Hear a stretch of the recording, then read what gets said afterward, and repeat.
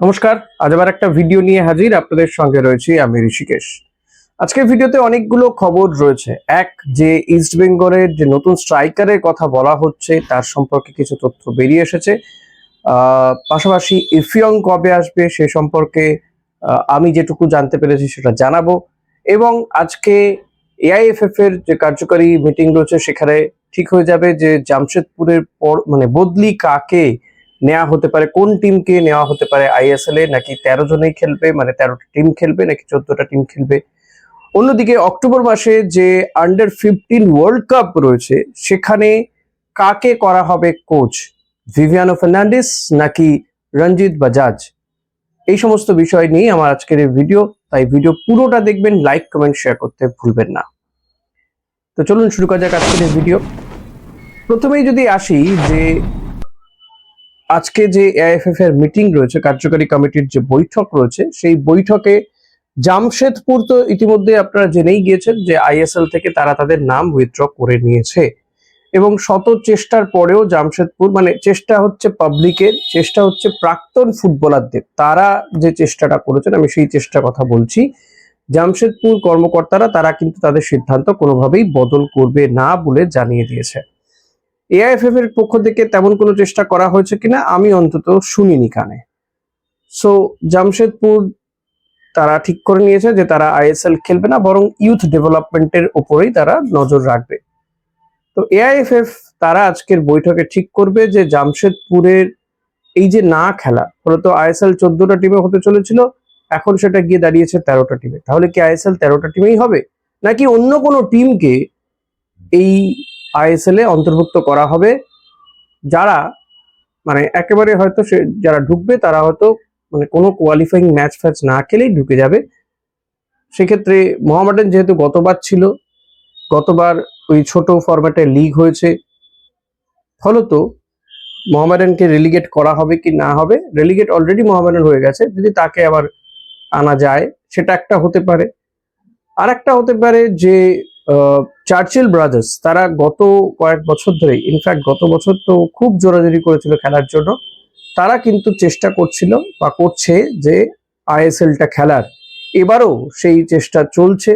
আবার একটা কথাও শোনা যাচ্ছে যে যেহেতু এবার ডায়মন্ড হারবার খেলবে, তো ডায়মন্ড হারবার আবার চার্চিল ব্রাদার্সের সঙ্গে পাঞ্চ হয়ে খেলতে পারে, কারণ ডায়মন্ড হারবার রাজ্যে কোনো মাঠ পাচ্ছে না, প্র্যাকটিসের জন্য কোনো স্টেডিয়াম পাচ্ছে না, প্লেয়াররা নেই, একে একে যে প্লেয়াররা ছিল তারা সবাই চলে গেছে, অন্যান্য টিমে চলে যাচ্ছে, প্র্যাকটিসই হচ্ছে না, কোচ নেই, কিউ ইকুনা অন্য কোনো টিমে তিনি সহকারী কোচ হয়ে গেছে। তো এমতাবস্থায় দেখা যাচ্ছে যে শোনা যাচ্ছে যে ডায়মন্ড হারবার হয়তো চার্চিল ব্রাদার্সের সঙ্গে মিলে খেলতে পারে। সেক্ষেত্রে যদি তাই হয় তাহলে কি আর চার্চিল ব্রাদার্স খেলবে? খেলবে না। তখন কি করা হবে? এই সমস্ত বিষয়গুলো নিয়ে আলোচনা হতে পারে। এখানে কিন্তু চার্চিল ব্রাদার্সেরই অনেক বেশি করে সুযোগ আছে যে তারা তাদের নাম নিয়ে যাতে খেলতে পারে, সেই একটা প্রচেষ্টা মানে তারা অনেক দিন থেকে করছে। আলেমাও চার্চিল তিনি অনেকদিন ধরে করছে। চার্চিল ব্রাদার্স কিন্তু ভারতীয় ফুটবলে দীর্ঘদিনে পরিচিত নাম। মাঝখানে কিছুদিন তারা এই ভারতীয় ফুটবল সার্কিট থেকে কার্যত হারিয়ে যেতে বসছিল, আবারও তারা ফিরে আসছে এই আই লিগ টাই লিগ খেলে। চার্চিল ব্রাদার্স, সালগাঁওকর, একসময় এই নামগুলো কিন্তু ভারতীয় ফুটবলে ইস্টবেঙ্গল মোহনবাগানের পরেই, ইস্টবেঙ্গল মোহনবাগান মোহামেডানের পরেই উচ্চারিত হতো। তো ডেম্পো, তো তারা খেলতে ইচ্ছুক এই সর্বোচ্চ ভারতীয় ফুটবলের সর্বোচ্চ লিগে, কিন্তু এনিহাও তারা যেহেতু কোয়ালিফাই করছে না, গতবার যেমন আই লিগ তারা চ্যাম্পিয়ন হয়েছে নাকি ইন্টারকাশি চ্যাম্পিয়ন হয়েছে, এই করে একটা দোটানা, তারপরে মানে ফিফার কাছে যাওয়া, এই সমস্ত অনেক কিছু হওয়ার পরে ইন্টারকাশিকে চ্যাম্পিয়ন ঘোষণা হয়েছিল। তো তখন থেকে কিন্তু তারা মানে আপনারা জানেনও যে এই আই লিগের ট্রফি তারা নিয়ে চলে গেছিল আর ফেরত দেয়নি। তো এসব অনেক ঘটনা রয়েছে। তো সমস্ত কিছুকে বিচার করে কে টাকাটা দিতে পারবে সেটাও একটা বড় বিষয়। এদিকে খুব সম্ভবত মানে উত্তর পূর্ব ভারতের আইজল তারাও বোধহয় খেলতে চাইছে। সেক্ষেত্রে এই সমস্ত অনেকগুলো দিক রয়েছে, সেগুলো দেখেই কিন্তু আজকে ঠিক হয়ে যাবে যে জামশেদপুরের বিকল্প কি হবে। 13টা টিমই থাকবে নাকি নতুন কোনো টিমকে এন্ট্রি দেওয়া হবে আইএসএল খেলার জন্য। এক আর একটা দিকেও বৈঠক হবে যে এই আন্ডার 15 টিমের কোচ কে হবে।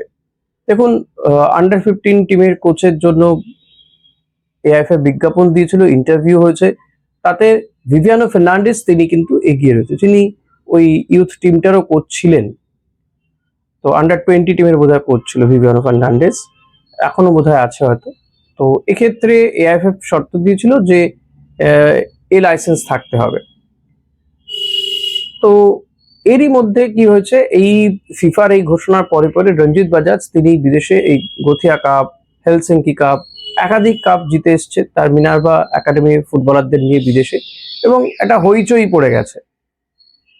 তো তিনিও চেয়েছেন, হাত জোর করে তার সে ভিডিও ভাইরাল হয়ে যায়, যে তিনিও চেয়েছেন যে এই আন্ডার 15 টিমের কোচ তাকে করে দেওয়া হোক, তিনি ভারতকে চ্যাম্পিয়ন করে নিয়ে আসবেন। তিনি বারবারই বলেছেন যে ভারতীয় ফুটবলের সিস্টেম নেই, মেসি রোনাল্ডোরা জন্ম হয়ে তারা মারা গিয়েছেন, মানে তাদেরকে মেরে ফেলা হয়েছে সিস্টেমের জন্য, যে কারণে ভারতীয় ফুটবলের ট্যালেন্ট আছে বাট সেই ট্যালেন্টকে ব্যবহার করা হচ্ছে না। তো এখানে রঞ্জিত বাজাজকেও যাতে একটা সুযোগ দেয়া হয়, গোটা দেশ জুড়ে আওয়াজ উঠেছিল, তিনিও ভীষণভাবে চেয়েছিলেন, যদিও তার কোনো লাইসেন্স নেই, যে তাকে কোচ করা হোক। তো তাকে এআইএফএফ তারা একটা সুযোগ দেয়, তিনি তার প্রেজেন্টেশন দিয়ে আসেন। এখন আজকে হচ্ছে বিচার হবে যে তাকে কোচ করা হবে নাকি এই ভিভিয়ানো ফার্নান্ডেসকে কোচ করা হবে, যার কোচিং লাইসেন্স রয়েছে। রঞ্জিত বাজাজে হয়তো তার নিজের লাইসেন্স নেই, তিনি বলছেন তিনি একজন ম্যানেজার হিসেবে দেখবেন, তার যে টিম রয়েছে কোচিং স্টাফ তাদের মধ্যে 2-3 জন আছেন যারা কিন্তু এই লাইসেন্স ধারী। ফলত রঞ্জিত বাজাজের যুক্তি বা তিনি সাফল্য দেখিয়েছেন, তার হাতে অলরেডি প্লেয়াররা রয়েছে যারা বিদেশে খেলে এসছে, বিভিন্ন টিমের বিরুদ্ধে খেলেছে, ব্রাজিল, নিউজিল্যান্ড থেকে শুরু করে ইউক্রেন, একাধিক টিমকে তারা হারিয়েছে। They have the experience. তো সেই কারণে অনেকে রঞ্জিত বাজাজকে এগিয়ে রাখছে, আবার কোচের দিক থেকে অনেকে ভিভিয়ানো ফার্নান্ডেসকে এগিয়ে রাখছে। তবে আমার যদি মতামত নিতে চান বা বলতে হয়, আমি বলবো দুজনকেই রেখে দেওয়া উচিত, তাহলে ভালো হবে। আবার হতে পারে যে রঞ্জিত বাজাজের কাছে যেহেতু এই লাইসেন্সধারী কোচ রয়েছে, তাকেও একটা সুযোগ দেওয়া হতে পারে। দেখুন, ভিভিয়ানো ফার্নান্ডেস আর যাই হোক, লিওনেল স্কালোনি তো নন যে তিনি হাত দেবেন আর আর্জেন্টিনার মতন একটা টিম তৈরি করে দেবেন। তো তারও অনেকটা সময় লাগবে, বাট রঞ্জিত বাজাজের একটা অলরেডি সিস্টেম রয়েছে। তার এই আন্ডার 15 চ্যাম্পিয়ন হোক চাই না হোক, কি এমন হয়ে যাবে? যদি একটা ভালো ফলাফল দিতে পারেন রঞ্জিত বাজাজ, যিনি এতটা দাবি করছেন, তো তাকে দেওয়া যেতে পারে। এভাবে তো একটা অন্তত রিস্ক নেওয়া যেতে পারে। কিছুই যখন হচ্ছে না, এত কোচকে দিয়ে কিছু হচ্ছে না যখন, তো ওনাকে দায়িত্ব দিলে বিরাট কিছু তো ক্ষতি হয়ে যাবে না? আপনাদের কি মনে হয় সেটা অবশ্যই জানাবেন আমাকে। এবার যদি ইস্টবেঙ্গলের খবরের দিকে আসা যায়, দেখুন ইস্টবেঙ্গলের আগামীকালই ম্যাচ রয়েছে। ইস্টবেঙ্গলে ইতিমধ্যেই নতুন ফুটবলার জয়েন করে গেছে, ক্রিস ইকোনমিডিস। তো তিনি প্র্যাকটিসেও নেমে পড়েছে, আমি বলেইছিলাম যে তিনি প্র্যাকটিসে নামবেন। নাচো, তিনিও, তার চোটটা এমন কিছু নয়, তিনিও গতকাল প্র্যাকটিস করেছেন, হয়তো আজকেও প্র্যাকটিস করবে ইস্ট বেঙ্গল টিম হালকা ফুলকা। প্রশ্ন হচ্ছে যে ইফিয়ং সে কবে আসবে? একে একে সমস্ত ফুটবলার তো চলে আসছে, 4 জন বিদেশি অলরেডি চলে এসছে, মোহাম্মদ রশিদ, দানি রামিরেজ, নাচো এবং ক্রিস ইকোনমিডিস। ইফিয়ং কেন আসছে না? ইফিয়ং না এলে ইস্টবেঙ্গলের যে স্ট্রাইকিং লাইনটা সেটা উইক হয়ে যাচ্ছে। যদিও এই ডুরান্ট কাপটা ভারতীয় স্ট্রাইকারদের দিয়ে চলে যাচ্ছে, বাট পরবর্তী রাউন্ডে কিন্তু টাফ টিম পড়বে, কম্পিটিশন শক্ত হবে, তখন কিন্তু একজন ফরেন স্ট্রাইকার অনেক পার্থক্য গড়ে দিতে পারে। সেক্ষেত্রে ইফিয়ংকে কি পাবে না? উত্তর হচ্ছে না পাওয়ার চান্স 90% ডুরান্ডে ইফিয়ংকে। ডুরান্ট তো ছেড়েই দিন, এমনকি এএফসি যে কোয়ালিফাইং রাউন্ডে ম্যাচ রয়েছে সেই ম্যাচটাতেও হয়তো ইফিয়ংকে ছাড়াই নামতে হবে। ইফিয়ং এর যে সমস্যা, পাসপোর্ট নিয়ে, এই সমস্যার জন্য কিন্তু তিনি আটকে যাচ্ছেন। শোনা যাচ্ছে যে তিনি 10 তারিখ নাগাদ আসতে পারেন। এখন 10 তারিখে এসে 12 তারিখের ম্যাচ তো খেলতে নামবেন না। হাবাস যদি মনে করেন হয়তো সেকেন্ড হাফে নামালেও নামাতে পারেন, কিন্তু তাতে কি বিরাট কিছু হবে? আমার তো মনে হয় না। এএফসি তে বোধহয় 6 জন বিদেশিকেই খেলানো যায়, তাহলে এই অপরচুনিটিটা ইস্টবেঙ্গল লস করছে। এর মধ্যে শোনা যাচ্ছে, এবং সেক্ষেত্রে হয়তো ইস্টবেঙ্গল মনে মনে ঠিক করে নিয়েছে যে এফসি চ্যাম্পিয়ন্স লিগ নয়, এফসি চ্যালেঞ্জ লিগ খেলবো, কারণ হারলে তারা চ্যালেঞ্জ লিগ খেলবে, জিতলে কোয়ালিফাই করে চ্যাম্পিয়ন্স লিগে। তো চ্যালেঞ্জ লিগ খেলবে, ঠিক আছে, অন্তত যা পরিকাঠামো যা কোয়ালিটি ভারতীয় ফুটবলে তাতে ঠিকই থাকবে। অন্তত দুর্বল টিমের বিরুদ্ধে খেলবে ইস্ট বেঙ্গল। একটা নিয়ম রক্ষা চ্যাম্পিয়ন্স লিগ কোয়ালিফাইং রাউন্ড খেললো, ঠিক আছে, তাতে কিছু ইন্ডিয়ান প্লেয়ার একটু এক্সপিরিয়েন্স পাবে, ইটস ওকে। বড় কোনো ভাবনা যদি না থাকে তাহলে ঠিক আছে। ফলত ইফিয়ং এর আশা সমর্থকরা কিন্তু আপাতত ছেড়ে রাখতে পারেন। হ্যাঁ, ইফিয়ং চুক্তিবদ্ধ প্লেয়ার, আসবে, আজ নয়তো কাল আসবে, আইএসএলটা খেলবে, হয়তো ডুরান্ডে তাকে পাওয়া যাচ্ছে না এবং এএফসিতে না পাওয়ার চান্সই বেশি, যদি না কোনো অঘটন ঘটে যায় এর মধ্যে, মানে দ্রুত আনাটানা হয় কোনোভাবে উড়িয়ে। এবার হচ্ছে আরেকজন ফুটবলার, ষষ্ঠ বিদেশি কে হবে? প্রচুর নাম ঘোরাফেরা করেছে, আমরাও দিয়েছি অনেকগুলো নাম, কথাবার্তা শোনা গিয়েছে। একজন ফুটবলারের সঙ্গে তো কথাবার্তা এগিয়ে গিয়েও শেষমেশ ভেস্তে গিয়েছে, যে অস্ট্রেলিয়ার এ লিগে খেলে। জেসন কামিংসের নাম ভেসে উঠেছে, বিশ্বকাপ আর অস্ট্রেলিয়া এ লিগে খেলা ফুটবলার। আবার এ লিগে খেলেছে অন্য কোনো দেশ, তারা রয়েছে উগান্ডা, ঘানা, এই সমস্ত দেশের ফুটবলারদের নাম উঠে এসেছে, আমিও জানিয়েছি আপনাদেরকে। এবার মার্কাস তিনি বলছেন যে ইস্ট বেঙ্গল অলরেডি একজন স্পেনীয় স্ট্রাইকারের সঙ্গে কথাবার্তা বলে ফেলেছে এবং কথাবার্তা অনেক দূর এগিয়ে গেছে স্পেনের এই স্ট্রাইকারের সঙ্গে। বিরাট প্রোফাইল কিছু নয়, মাঝারি মানা, কিন্তু হাবাসের বেশ পছন্দ বলেই জানা যাচ্ছে। স্পেনের স্ট্রাইকার, সবকিছু যদি ঠিকঠাক থাকে, আরো কিছু জায়গাতে আটকে আছে, সেগুলো ঠিকঠাক থাকলে হয়তো ডিলটা ডান হয়ে যাবে এবং অ্যানাউন্সমেন্টটাও খুব দ্রুত চলে আসতে পারে। সেক্ষেত্রে যদি তাকে 12 তারিখের আগে আনা সম্ভব হয় তাহলে হবে, কিন্তু আমার মনে হয় না সেটা হবে, পসিবল নয়। যদি চুক্তি না হয়ে থাকে তাহলে সেটা সম্ভবই নয়। আজকে 6 তারিখ হয়ে গেল, আর 5-6 দিনের মধ্যে সে চলে আসবে, ইটস ইম্পসিবল। ইফংকে এতদিনে আনা যাচ্ছে না। ফলত এই নতুন স্ট্রাইকারটি সম্পর্কে এটুকুই জানা গিয়েছে, মার্কাস তিনি নাকি কারো এক, মানে ইস্ট বেঙ্গলের কোনো এক বন্ধুর সঙ্গে কথাবার্তা বলে এই তথ্য পেয়েছেন বলে তিনি টুইট করেছেন গতকাল রাতেই আমি খবরটা পেয়েছি, কিন্তু অনেকটা রাত হয়ে গেছিল বলে খবরটা দিইনি।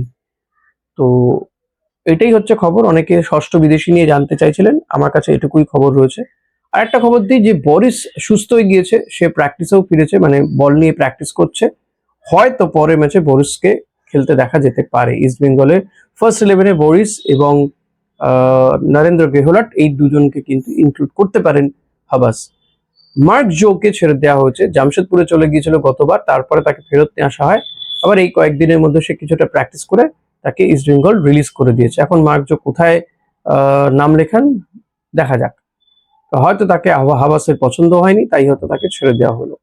ইস্ট বেঙ্গল এরই মধ্যে জামশেদপুরের দুজন ফুটবলারের দিকে তাক করেছে, একটা হচ্ছে নিখিল বার্লা এবং মোহাম্মদ শানান। শেষমেশ কি হয় দেখা যাক, কারণ প্লেয়াররা তারাও আশাহত, তারাও কিন্তু অলরেডি টিম খুঁজতে শুরু করে দিয়েছে। তবে জামশেদপুরে প্লেয়াররা জানিয়েছেন ডুরান্ডে পরে তারা সিদ্ধান্ত নেবেন, কিন্তু তা বলে তো অন্যান্য টিমগুলো বসে থাকবে না, তারা রীতিমতো তাদের যে অফার দাবি দেওয়া তারা সেটা নিয়ে পৌঁছচ্ছেন প্লেয়ারদের কাছে, তাদের এজেন্টদের কাছে। লেটস সি কি হয় শেষমেশ। আশা করি ভিডিওটা আপনাদের ভালো লেগেছে। ভিডিওটা ভালো লাগলে লাইক, কমেন্ট, শেয়ার করতে ভুলবেন না। ও হ্যাঁ, আরেকটা কথা বলে দিই, টেনে টেনে দেখবেন না প্লিজ। কোনো ভিডিও টেনে টেনে দেখবেন না, তাতে ভিডিওর ইমপ্রেশন খারাপ হয়। তো ভিডিওটা আজকে এখানেই শেষ করছি, একটু বড় হয়ে গেছে, কিছু করার নেই, অনেকগুলো খবর দেওয়ার ছিল, আলোচনা করার ছিল, তাই একটু বড় হয়েছে। ভিডিওটা ভালো লাগলে লাইক, কমেন্ট, শেয়ার করবেন, চ্যানেলে নতুন হলে সাবস্ক্রাইব করবেন। Thank you.